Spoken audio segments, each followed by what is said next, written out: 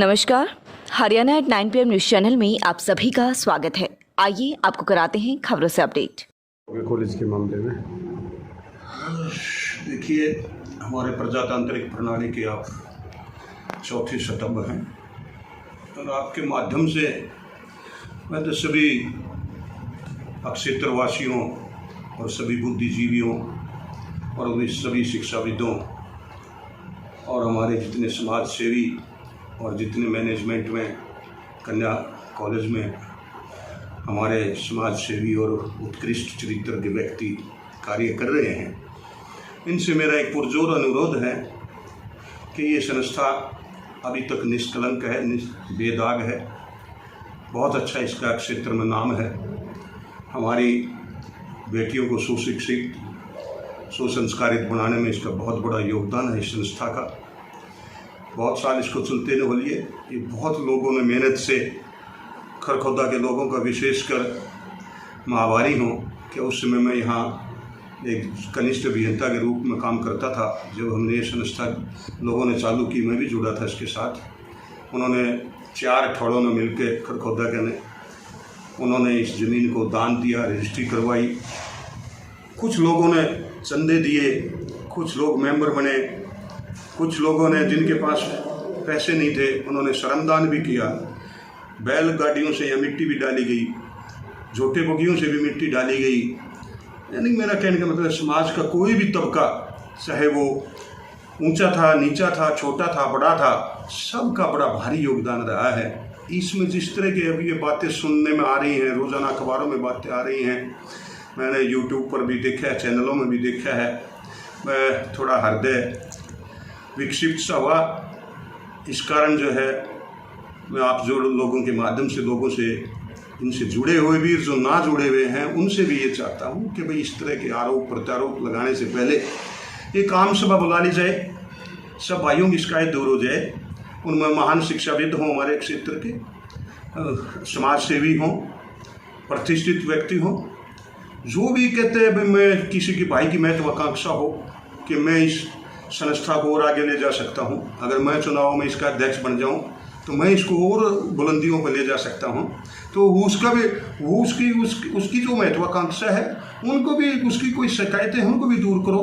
उनको कोई मेंबर बनना है, सदस्य बनना है, इसका कोई नियमावली होगी, नियमावली में बनाया होगा कि भाई इसका कौन सक्षम है इसका वोटर बनने में। जो वोटर बन जाएगा वो इलेक्शन भी लड़ सकता है। उसकी सार्वजनिक कर दो कि भाई ये आदमी हो, ये योग्यता हो, उसका ये चरित्र हो, ये इस तरह का इतना उसका दान हो, वो आदमी इसमें जो है मेंबर बन सकता है, फिर इसका चुनाव भी लड़ सकता है। क्योंकि प्रजातांत्रिक प्रणाली में हर व्यक्ति को हक है, जिसका जहाँ वोट बन जाए वो अपना चुनाव भी लड़ ले।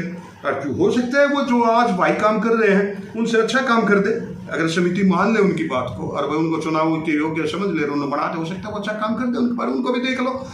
जिन जो भाइयों ने लगातार काम किया है वो भी एक पारदर्शिता से लोगों के सामने रखें इन बातों को कि भाई हम किस तरह वोट बनाते हैं, हमारा क्या नियमावली है, हम क्या करें। मेरा जो सुझाव है वो सुझाव ये है कि इसके लिए सामूहिक निर्णय लिया जाए, डिबेट करा के लोगों में, शिक्षाविदों में, समाज सेवियों में उनको बैठा करके, और उनका जो निर्णय हो वो शर्माते हुए उनको मान्य निर्णय होगा, उनसे मनाओ, लोगों को बताओ, पारदर्शिता लाओ, क्योंकि लोगों में इस तरह शक शुरू हो जाएंगे। संस्था एक बार बिगड़ना शुरू होगी, बिगड़ जाती है।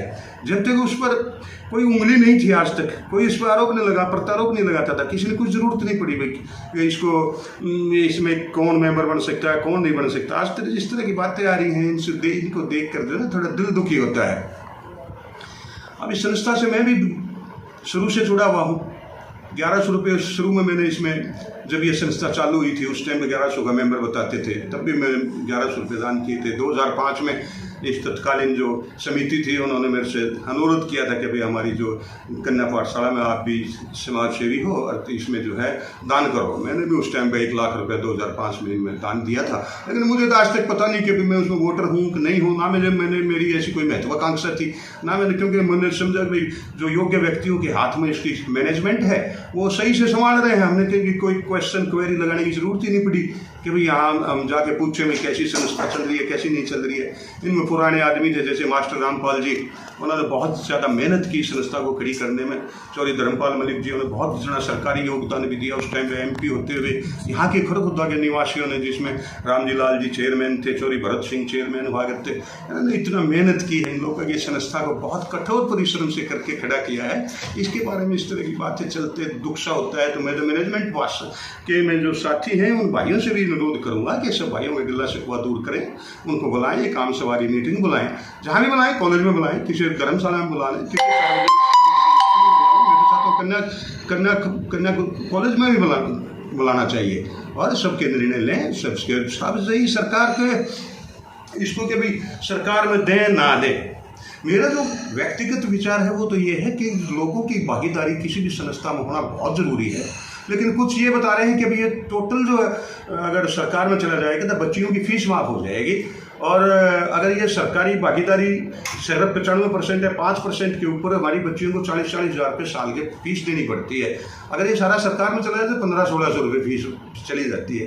तो ये इस बारे में भी एक सार्वजनिक बहस करा करके एक सामूहिक निर्णय लेकर समिति का प्रस्ताव पास करके सरकार को दे दें कि भाई आप इसको मर्ज कर लो हमारी बेटियों का, अगर हमारे इस तरह का फ़ायदा होता है तो। और थोड़ी जागरूकता रखने के लिए ये ज़रूरी है कि भाई लोगों का भागीदारी भी ज़रूरी है। क्योंकि देखिए जितनी भी बड़ी बड़ी संस्थाएं हैं कभी भी जो लोगों ने ही बनाई है, तो गांव में इतनी बड़ी बड़ी चौपालें बनाई गई हैं, तालाब बनाए गए हैं, स्कूलें बनाए हैं, सब लोगों ने बना के दिए हैं सरकार को। और वो समय दिए हैं जब लोगों की आर्थिक स्थिति बहुत कमज़ोर थी, और आज तो आर्थिक स्थिति बहुत अच्छी है। अगर लोगों की भागीदारी जरूरी है तो लोगों की भागीदारी और बढ़वा करके बच्चियों की जो फीस भी जो है कम करवा देंगे, जो सरकारी स्कूलों के अनुसार। बाकी समाज सेवियों से, दानवीरों से, इनसे हम रिक्वेस्ट करेंगे कि बच्चियों की फीस का भार हम होते यहाँ समाज सेवी। और लगातार खबरों से बनी रहने के लिए चैनल को लाइक, सब्सक्राइब और शेयर जरूर करें। धन्यवाद।